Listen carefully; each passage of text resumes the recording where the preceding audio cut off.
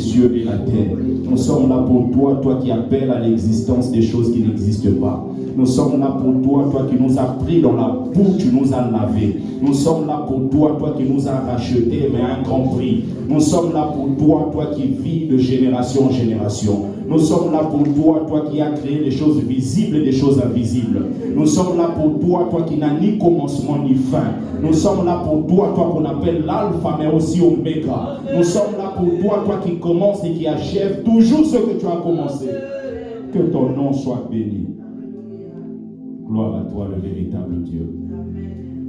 Notre Père, merci. Au nom de Jésus, nous disons Amen. Est-ce qu'on peut acclamer le Seigneur?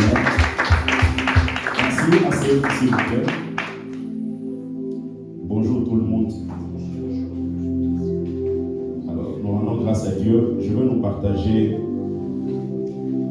pendant quelques minutes sur le thème suivant. Je vous prie de noter Pentecôte, 2 points, le feu. Pentecôte, 2 points, le feu. Pentecôte, 2 points, le feu.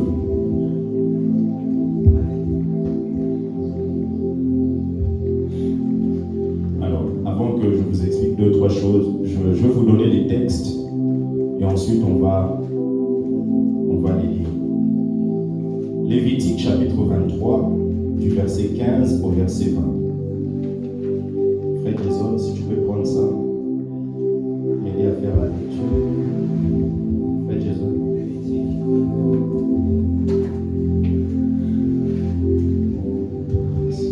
Donc Lévitique chapitre 23, du verset 15 au verset 20. Ensuite on lira 1 Corinthiens chapitre 12, du premier verset jusqu'au 11e verset. On reprendra encore Lévitique, maintenant chapitre 9, du verset 22 au verset 23, 24. Lévitique chapitre 9, du verset 22 au verset 24. On prendra encore Lévitique chapitre 10, les 2 premiers versets, donc le premier verset et le deuxième verset. Et on finira avec Hébreux chapitre 12, du verset 28 au verset 29. Et Jason, est-ce que tu as trouvé Lévitique chapitre 23, du verset 15 au verset 20?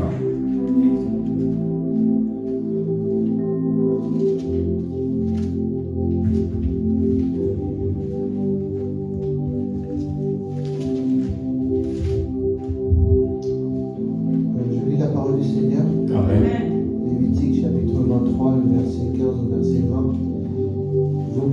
Vous compterez 7 semaines complètes à partir du jour qui suit le sabbat. C'est le jour où vous aurez offert la première gerbe avec le geste de présentation. Vous compterez donc 50 jours jusqu'au jour qui suit le 7e sabbat. Ce jour-là, vous me présenterez une offrande de votre nouvelle récolte. Vous apporterez de vos maisons 2 pains pour me les offrir devant l'autel avec le geste de présentation. Vous ferez chaque pain avec 3 kilos de farine et vous les cuirez avec du levain. Cette offrande viendra des premières céréales récoltées. En plus de ce pain, vous m'offrirez 7 agneaux sans défaut, âgés d'1 an, 1 taureau et 2 béliers. Vous les brûlerez complètement pour moi avec les offrandes de farine et de vin qui les accompagnent. Ce sont des sacrifices brûlés pour moi, le Seigneur, et leur fumée de bonne odeur me plaira. Vous m'offrirez aussi un bouc en sacrifice pour recevoir le pardon de vos péchés et 2 agneaux d'1 an en sacrifice de communion. Le prêtre les offrira avec le geste de présentation. Il offrira les 2 agneaux en même temps que le pain. Ces offrandes me sont consacrées. Elles sont donc pour le prêtre. La parole du Seigneur. Amen. Alors, nous prenons 1 Corinthiens, s'il vous plaît. 1 Corinthiens, chapitre 12. C'est un peu long, mais c'est important. Du premier verset au 11e verset.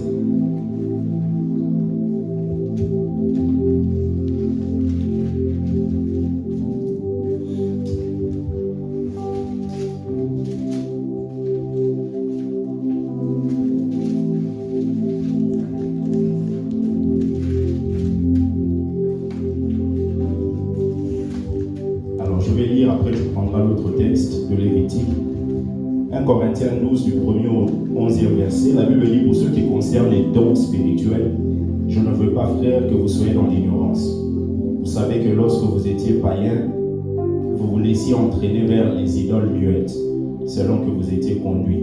C'est pourquoi je vous déclare que personne s'y parle par l'Esprit de Dieu ne dit Jésus est anathème, et que personne ne peut dire Jésus est le Seigneur si ce n'est par le Saint-Esprit. Il y a diversité des dons, mais le même Esprit. Diversité de ministères, mais le même Seigneur. Diversité d'opérations, mais le même Dieu qui opère tout en tous. Or, à chacun, la manifestation de l'Esprit est donnée pour l'utilité commune. En effet, à l'un est donné par l'Esprit une parole de sagesse, à un autre une parole de connaissance, selon le même Esprit, à un autre la foi par le même Esprit, à un autre le don de guérison par le même Esprit, à un autre le don d'opérer des miracles, à un autre la prophétie, à un autre le discernement des esprits, à un autre la diversité des langues, à un autre l'interprétation des langues. Un seul et même esprit opère toutes ces choses, les distribuant à chacun en particulier comme il veut. Amen. Lévitique, s'il te plaît, frère Jésus, 9, du verset 22 au verset 24.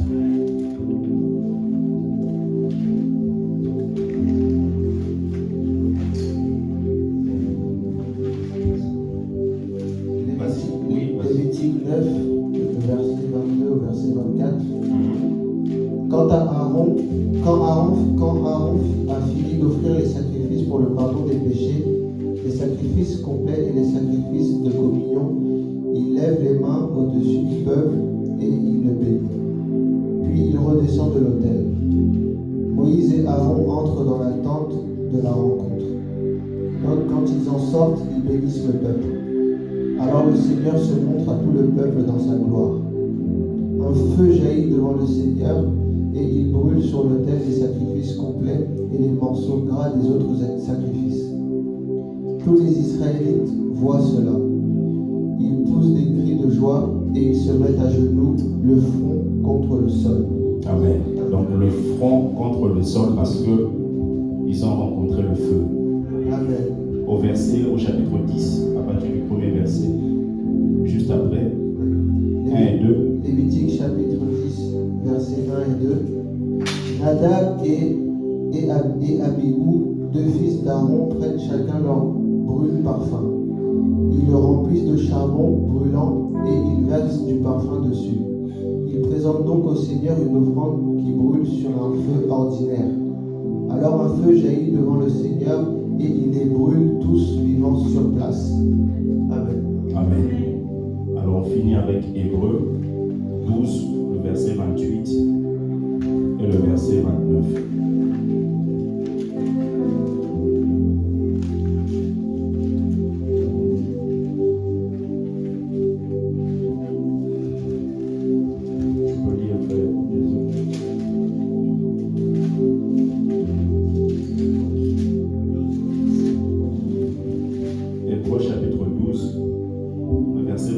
Et le verset 29.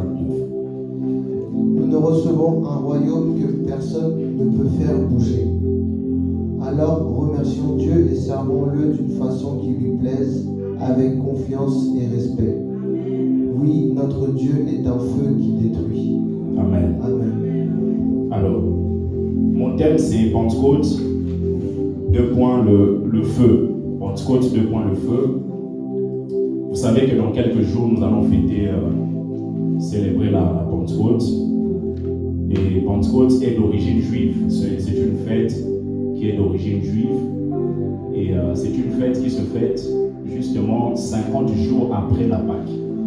C'est pour cela, d'une manière sémantique par rapport au sens, qu'on dit que Pentecôte signifie 50e. Parce que c'est 7 semaines, et si vous faites 7 fois 7, ça fait 49.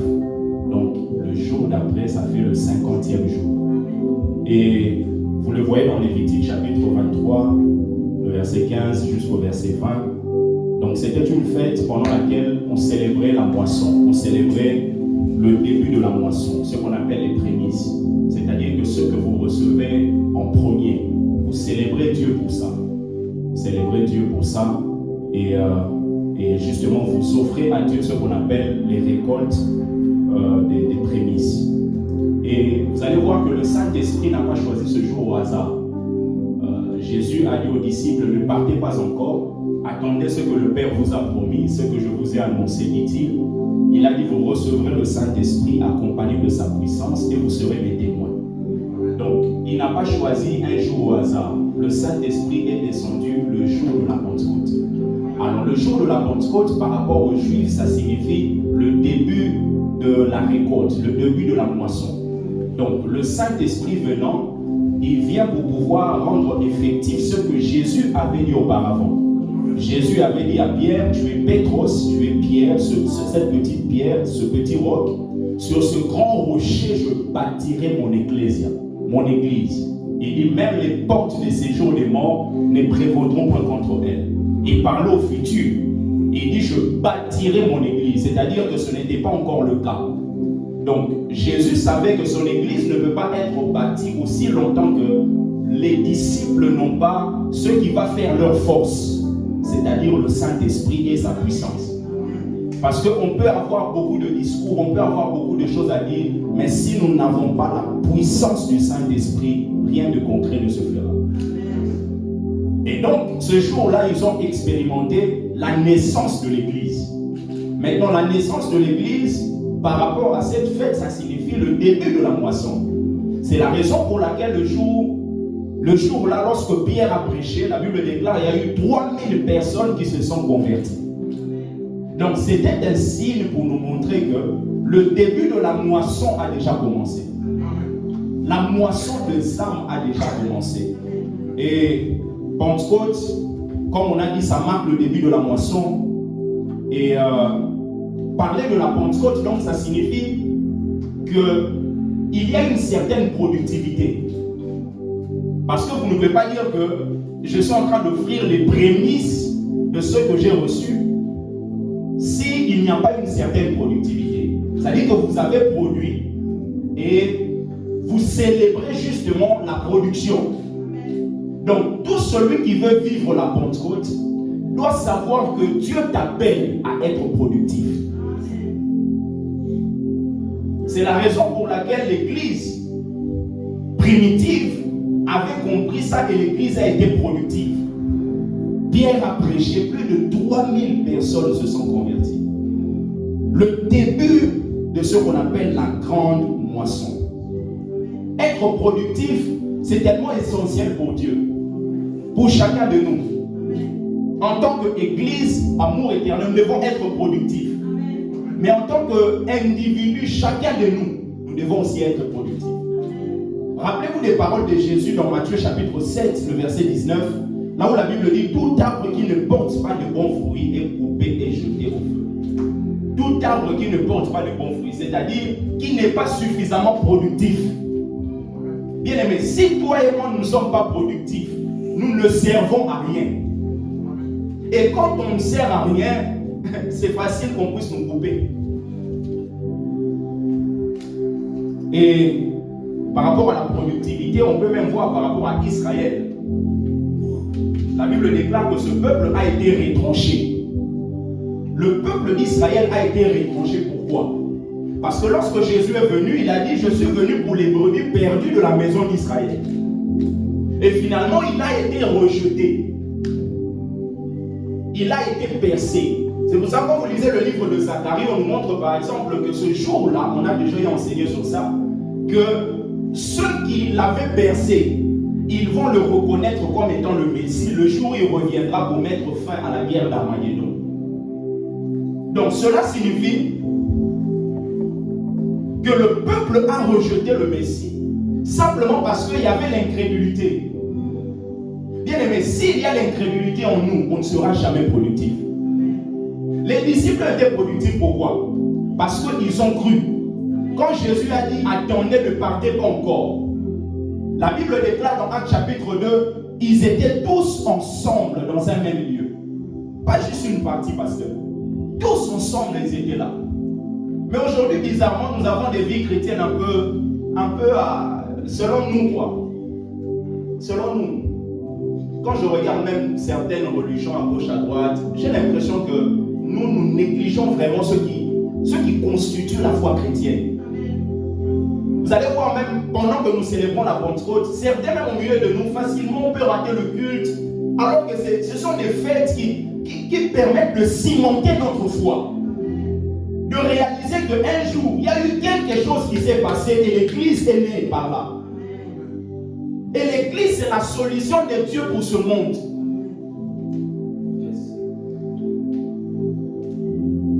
La Bible déclare que l'Antichrist ne peut pas se manifester aussi longtemps que l'Église est là. C'est-à-dire que l'Église joue le rôle du sel. Le sel empêche la nourriture de pouvoir se détériorer rapidement. Quand vous voyez l'homosexualité, quand vous voyez toutes ces choses, bien aimé, dites-vous, c'est à ce niveau parce que l'Église est là. Parce que l'Église en tant que sel atténue ces choses. Mais le jour où l'Église partira, ce sera beaucoup plus grave. Ils avaient cru, ils ont dit, on reçoit ce que Jésus dit. Ils sont partis, restés dans un lieu, ils attendaient. Vous voyez, quand on croit, comment on peut être productif? Ils ont cru, juste cette parole-là, ils ont cru en ça. Ils sont restés et ils ont reçu le feu de Dieu. Et ce feu-là a fait en sorte qu'aujourd'hui, le monde entier puisse parler des hommes comme Paul, comme Pierre, comme tous les autres disciples. Es-tu productif? Suis-je productif?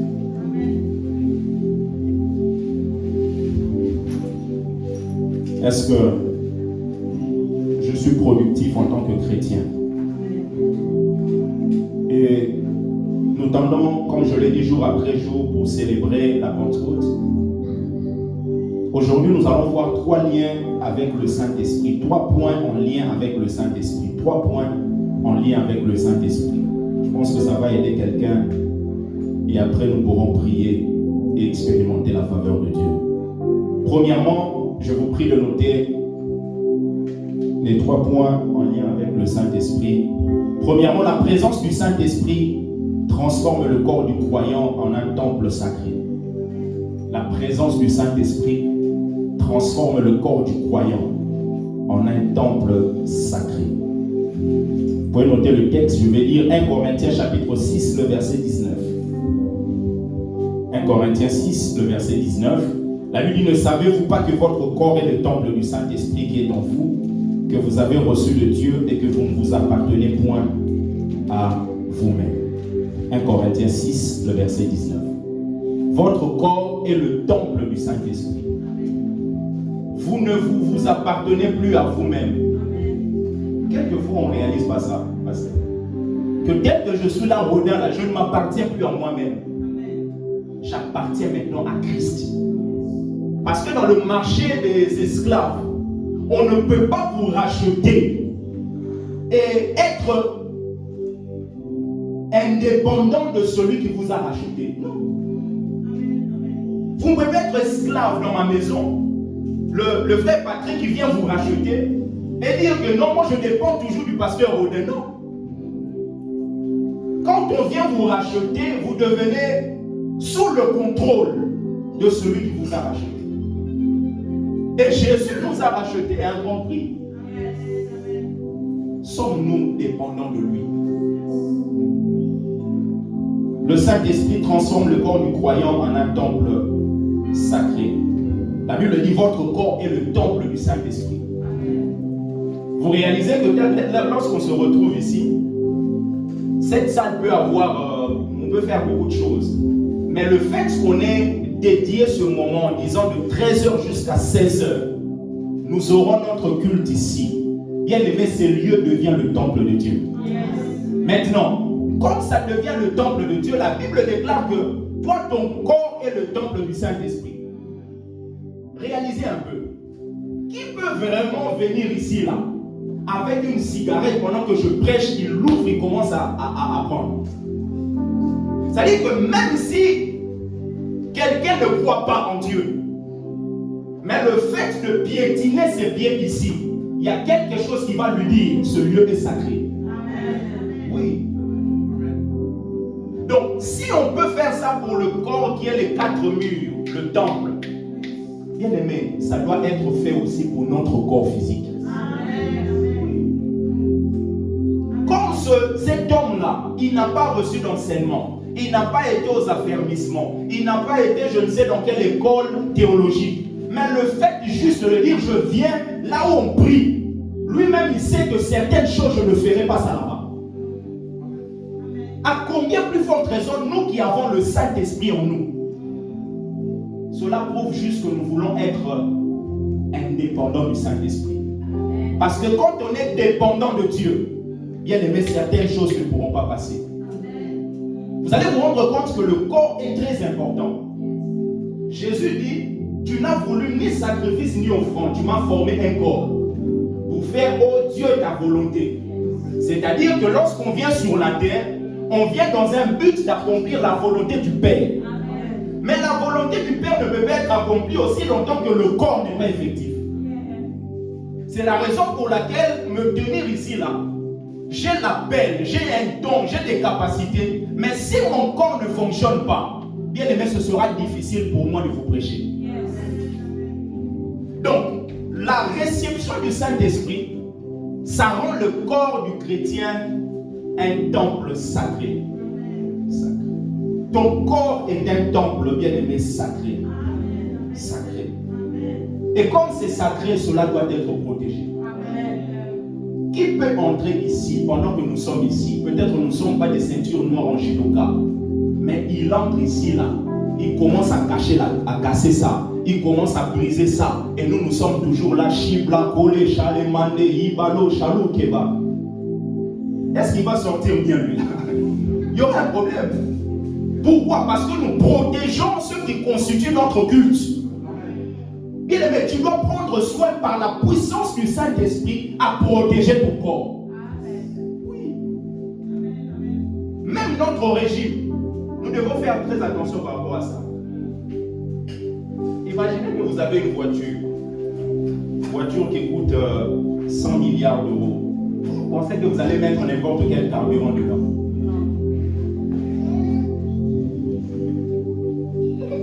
Bien aimé, ton corps est un temple sacré. Et dans l'histoire, il y a plusieurs structures qui ont été utilisées pour être le lieu d'habitation pour Dieu.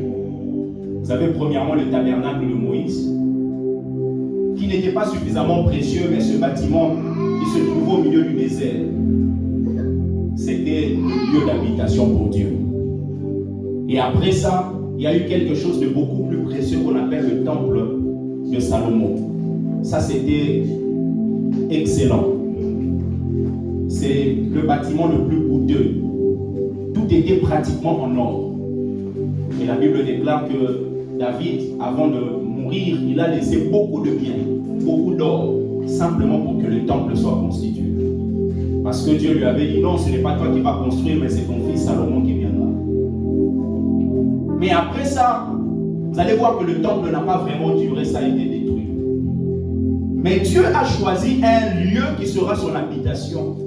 C'est ton corps, c'est mon corps. Amen. Donc ton corps est beaucoup plus précieux que le temple de Salomon, que le tabernacle de Moïse.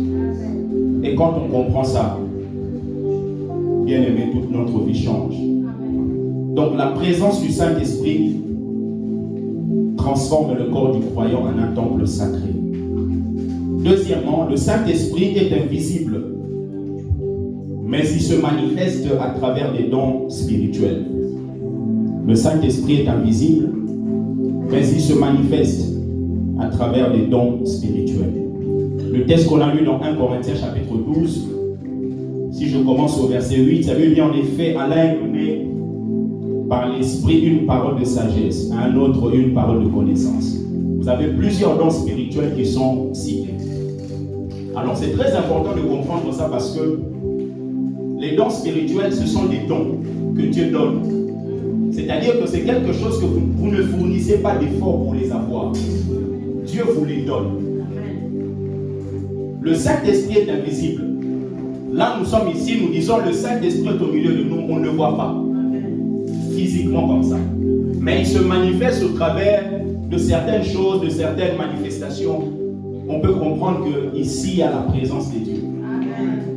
La Bible dit Dieu est au milieu de nous au travers de son esprit. Mais son esprit là est toujours invisible. Mais cet esprit peut se rendre visible au travers de ses manifestations. Amen. Et la Bible dit qu'il a donné des dons. Parce qu'il y a certaines prérogatives par rapport au personnage qu'on appelle de la Trinité. Rappelez-vous, la Bible déclare qu'au commencement, Dieu, Elohim, créa les cieux et la terre.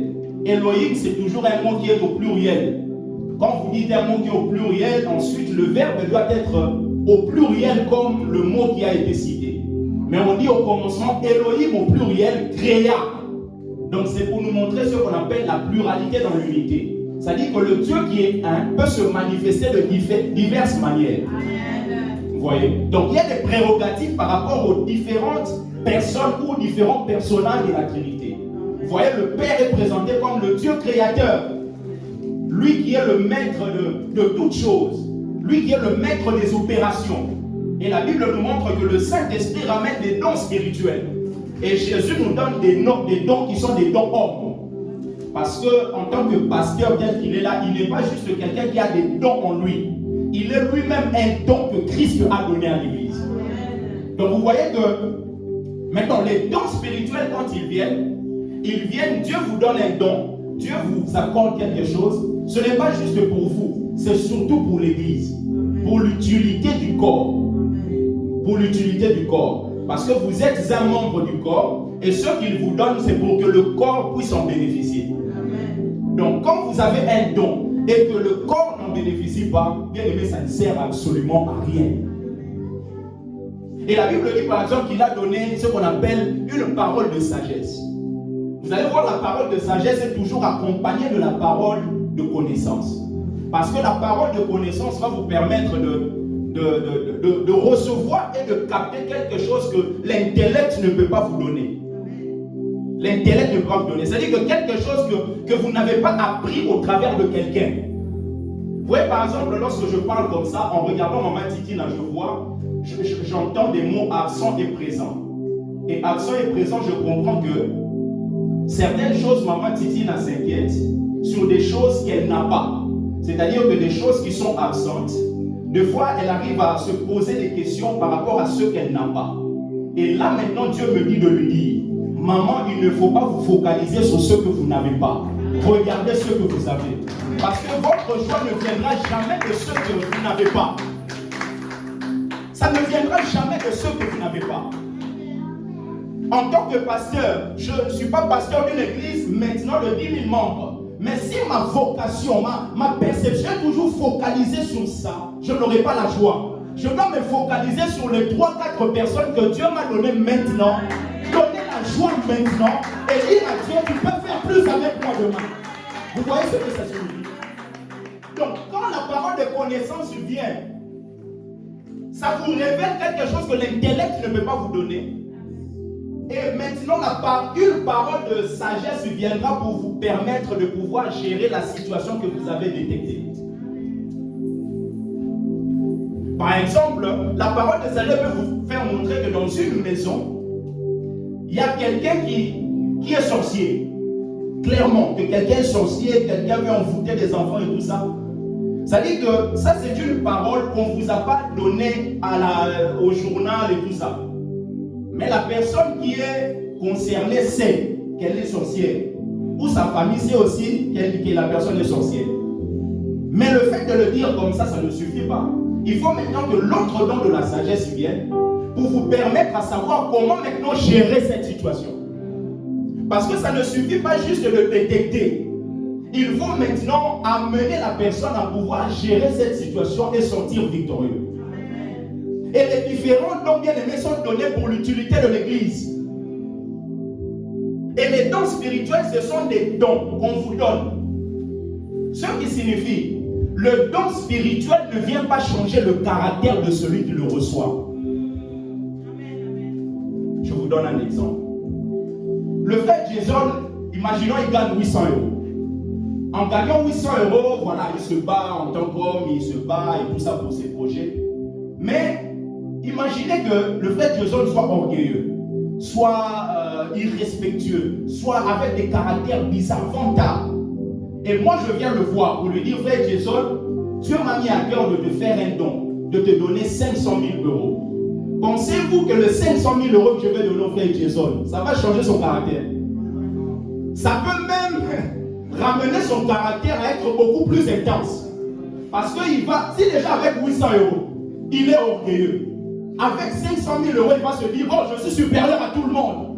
Quand le pasteur lui parle, il ne va pas écouter. Pourquoi? Parce que dans sa banque ou dans son compte, il y a quelque chose de costaud. C'est pareil avec les dons spirituels. Quand les dons spirituels commencent à se manifester dans votre vie, vous devez beaucoup prier pour votre cœur. Parce que les dons spirituels sont un peu comme les 500 000 euros qui viennent au moment où vous avez 800 euros par mois. Ouais. Que vous restez toujours humble. C'est pour cela, jour après jour, ça va être la prière de chacun de nous. Seigneur, brise-moi, brise-moi, transforme-moi, transforme mon cœur, change mon cœur. Parce que quand le cœur change, le cœur peut s'élever et vous perdre ensuite. Ossia, sa Bible déclare qu'il est devenu grand. Quand il est devenu grand, c'est-à-dire, il a reçu beaucoup de choses de la part de Dieu. Parce que la Bible déclare que Dieu a aidé Osias. C'est-à-dire que certaines choses que Osias a reçues, ce n'était pas par sa force personnelle.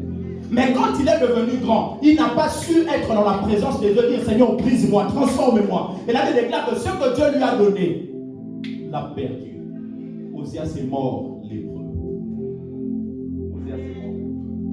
Dans les dons spirituels, ça ne vient pas changer le caractère de celui qui le reçoit. C'est pour ça que vous allez voir quelqu'un peut être très impoli, mais quand il commence à vous donner des prophéties, vous êtes étonné. Et beaucoup de personnes au niveau du milieu chrétien ne comprenant pas ça, sont étonnés en disant mais ça c'est Dieu. Oui, Dieu ne se répond pas de ses dons et de son appel. C'est-à-dire que lorsque Dieu vous donne, il vous donne. Les dons spirituels ne sont pas des prêts, comme nous pouvons l'entendre par rapport à l'économie et tout ça. Non. C'est vrai que les dons spirituels, ce sont des choses qu'on vous donne pour que vous soyez des gérants et par la suite, Dieu vous demandera des comptes. Mais ce ne sont pas des prêts. Ce sont des choses qu'on vous donne à vous. Donc, par rapport aux dons spirituels, vous pouvez avoir deux comportements. Le premier comportement, vous pouvez accepter de l'utiliser. C'est-à-dire que vous recevez le don, vous avez le don, vous dites Seigneur, vraiment je suis là pour que tu puisses m'utiliser par rapport à ce don et tout ça. Et quand vous l'utilisez, vous pouvez l'utiliser de trois manières.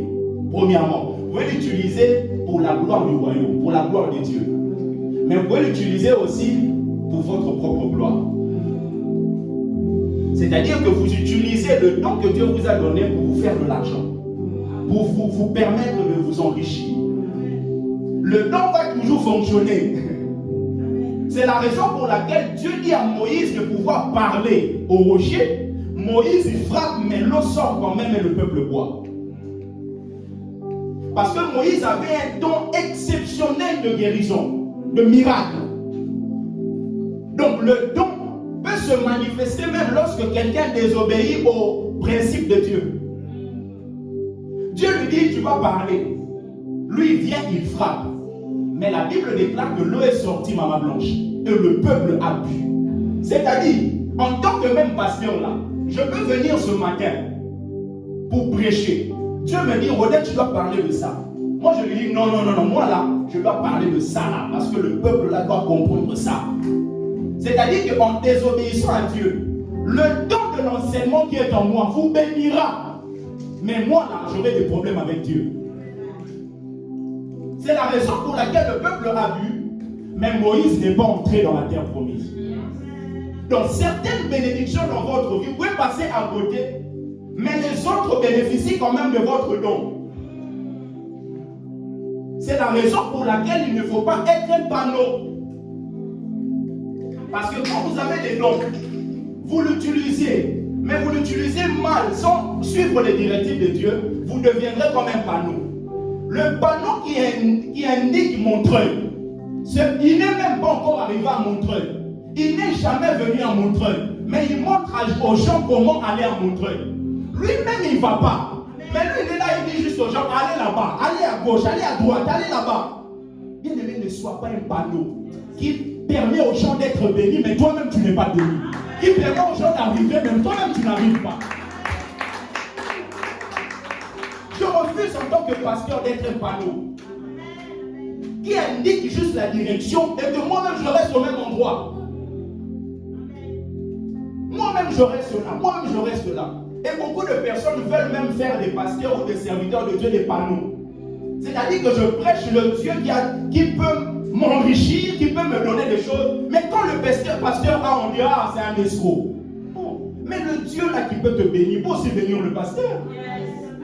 Vous pensez vraiment que ce que je fais là, je ne peux pas prêcher tel que je prêche, donner un message à une maman, un papa, qui me dit, pasteur, moi je te bénis, il sort $100 000. C'est possible. Chacun peut donner selon ses moyens. Selon tes moyens, peut-être 100 € c'est beaucoup. Mais selon les moyens de l'autre, peut-être 100 000 € ce sont des miettes. Ne limitons pas Dieu. Les dons spirituels, ils sont là. Mais parmi les dons spirituels, il y a des dons qui sont très spectaculaires. Il y en a d'autres qui le sont moins. Mais ce sont toujours des richesses que Dieu donne à son Église. Donc vous pouvez l'utiliser, mais vous pouvez aussi accepter de ne pas l'utiliser. Quand vous l'utilisez, Dieu vous permet d'en recevoir davantage. Quand vous ne l'utilisez pas, vous le perdez.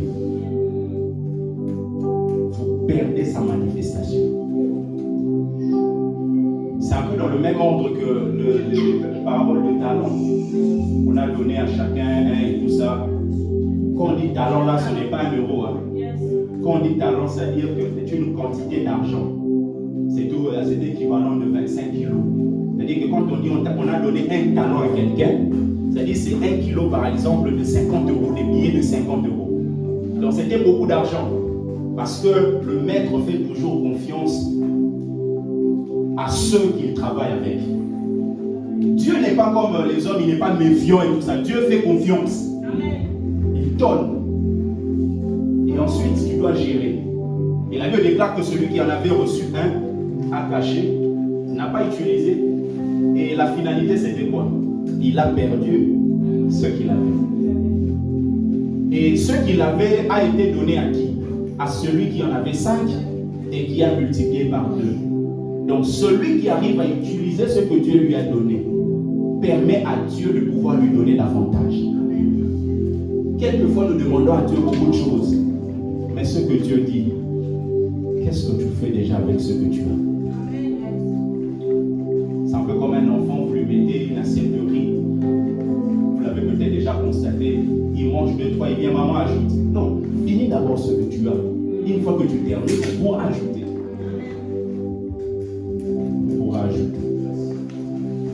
Et avant que nous puissions prier, le feu.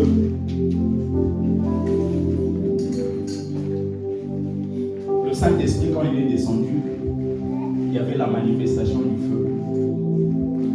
Et le feu, c'est important parce que le feu peut jouer plusieurs rôles. Quand vous lisez le livre de Lévitique, vous allez voir que Aaron est venu offrir. En offrant, la Bible déclare que le feu est descendu. Le feu est venu consumer l'holocauste. C'est-à-dire, le feu, là, la présence du feu était venue pour approuver ce que Aaron faisait. Donc, la présence du feu peut être là pour l'approbation de ce que tu fais. Mais vous allez voir que le feu qui est venu approuver, quelques lignes après, le même feu est descendu pour consumer les fils d'Aaron. C'est-à-dire que quand on vit la Pentecôte doit toujours être associée au feu. Le feu qui va vous permettre de pouvoir être jour après jour approuvé par Dieu.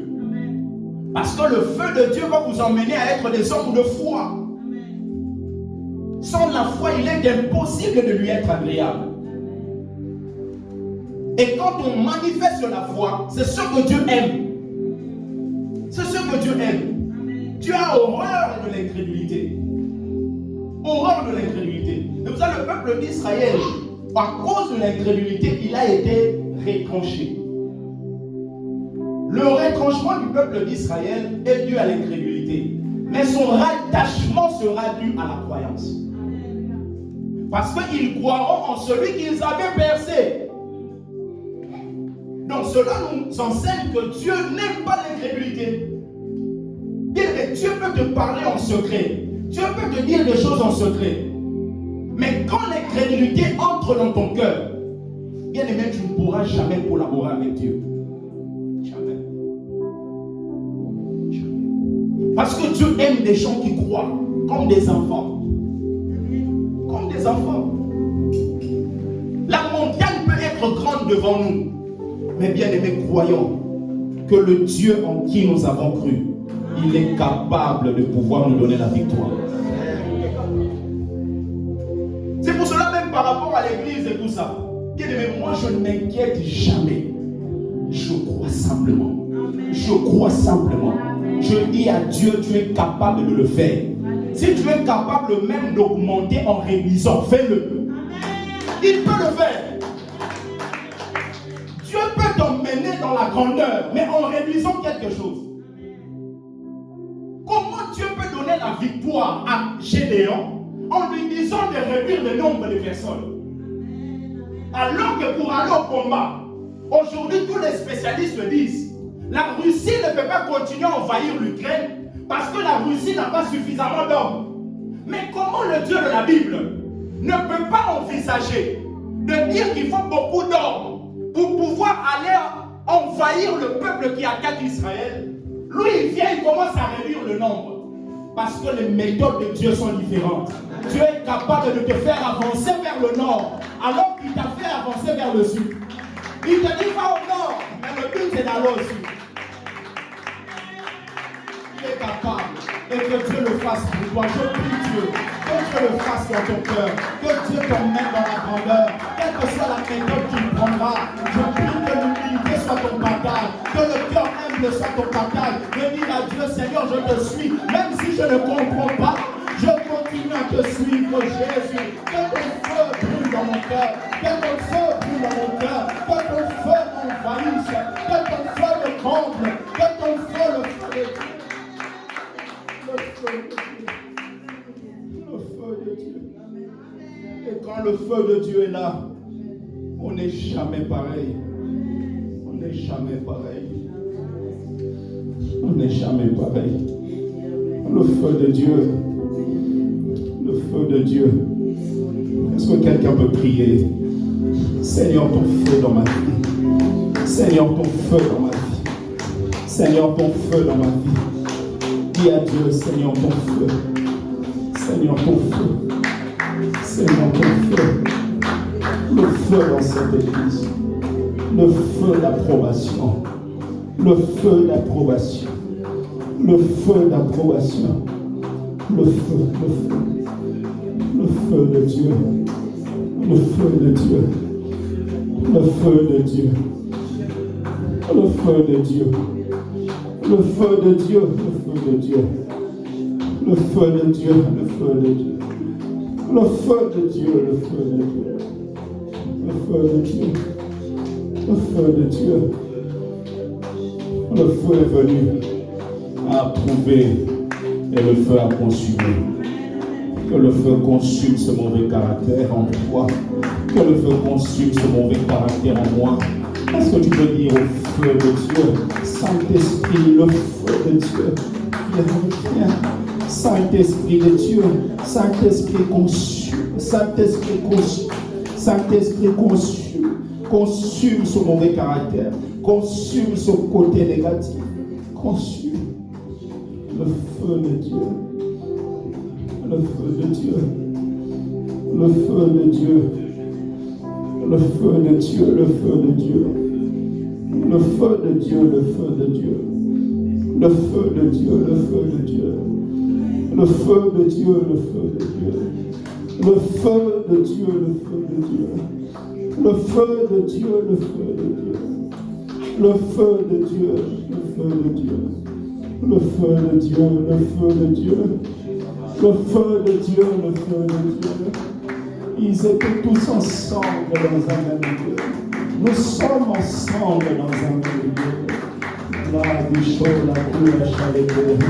Il calouche, la coule, la neka. Il bacho, il caloumi, la kalema. Yibla koshaluke bandekaima. Izole kalushe baelebaha. Azula kola shande kaleba. Ipalu shalube yande kalesho. Indone yandeba yabuke shaleka. Reçois l'honneur et la gloire. Le feu de Dieu, le feu de Dieu, le feu. Que le feu t'envahisse. Que le feu de Dieu, le feu qui donne le zèle. Le feu qui donne le zèle. Le feu qui ouvre les oreilles. Le feu qui ouvre les yeux. Que tes yeux s'ouvrent. Que tes yeux s'ouvrent. Que tes oreilles s'ouvrent. Que tu vois le clair. Que le feu de Dieu, le feu. La biche, la loupe, le feu qui vient, le feu qui vient, le feu de Dieu, le feu de Dieu, le feu de Dieu, le feu de Dieu, le feu de Dieu, le feu de Dieu. Le feu de Dieu, ça va monter, ça va monter, ça va monter. Ils étaient ensemble tels que nous sommes là. Ils étaient ensemble. Ils n'étaient pas extraordinaires, mais c'était des hommes disponibles. Ils étaient juste disponibles. Le feu de Dieu, le feu en ce lieu. Le feu de Dieu en ce lieu. Le feu de Dieu en ce lieu. Le feu de Dieu en ce lieu. Le feu de Dieu en ce lieu. Le feu de Dieu en ce lieu. Le feu de Dieu. Le feu de Dieu. Le feu de Dieu. Envahisse ma vie, envahisse nos corps, envahisse nos âmes, envahisse nos esprits. Le feu de Dieu, le feu de Dieu, le feu de Dieu, le feu de Dieu. La louche à louche, il palouche baïdeba, il palouche bachade maneka, il pache la bien de consacré, il zone palouche baïdeba, Izole shaba eleba, mazule kale shaba, ipalu shande kole, ipala shela dianeko, yanuke leba, reçois Seigneur, le feu de Dieu, le feu de Dieu, le feu en ce lieu, le feu en ce lieu, le feu de Dieu, le feu de Dieu, le feu de Dieu, le feu de Dieu. Le feu de Dieu, le feu de Dieu, le feu de Dieu. Ils étaient juste disponibles. Pierre n'avait rien d'extraordinaire. Pierre n'avait rien d'extraordinaire. Il était juste disponible.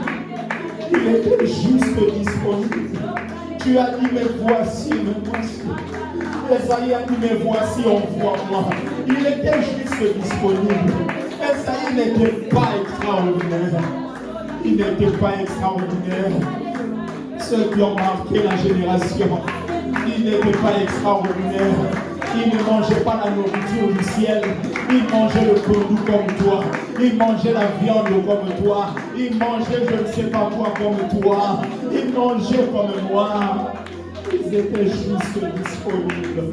Disponible Jésus. Disponible mon Dieu, disponible. Disponible Seigneur. Ton église est disponible. Nous sommes disponibles. Nous sommes disponibles. Nous sommes disponibles. Disponible. Disponible Jésus. Tu peux nous utiliser. Tu peux nous utiliser. Tu peux nous utiliser. Tu peux nous utiliser. Tu peux le faire. Tu peux le faire, Seigneur. Tu peux le faire, mon Dieu. Tu peux le faire, Éternel. Tu peux le faire. Que ton feu descende. Que le feu de Dieu. Le feu de Dieu. Le feu de Dieu. Le feu de Dieu. Le feu de Dieu vienne éclairer ta compréhension. Que le feu de Dieu vienne éclairer ta compréhension des Écritures. Que le feu de Dieu vienne. Que le feu de Dieu, le feu de Dieu, le feu. Le feu, Seigneur. Le feu, mon Dieu. Le feu, mon Sauveur. Le feu, Papa. Le feu, Seigneur. Le feu. Le feu, Seigneur, le feu, nous croyons, le feu dans son ministère, le feu dans cette église, le feu de Dieu, le feu de Dieu, le feu de Dieu, le feu de Dieu, le feu de Dieu, le feu de Dieu, Le feu de Dieu. Le feu de Dieu. Le feu de Dieu. Ils étaient tous ensemble. Nous sommes tous ensemble. Les jours ne se ressemblent pas. Ce jour-là, ils pensaient peut-être que c'était un jour ordinaire. Mais quelque chose s'est passé. Quelque chose s'est passé. Quelque chose s'est passé. Que quelque chose se passe dans nos vies.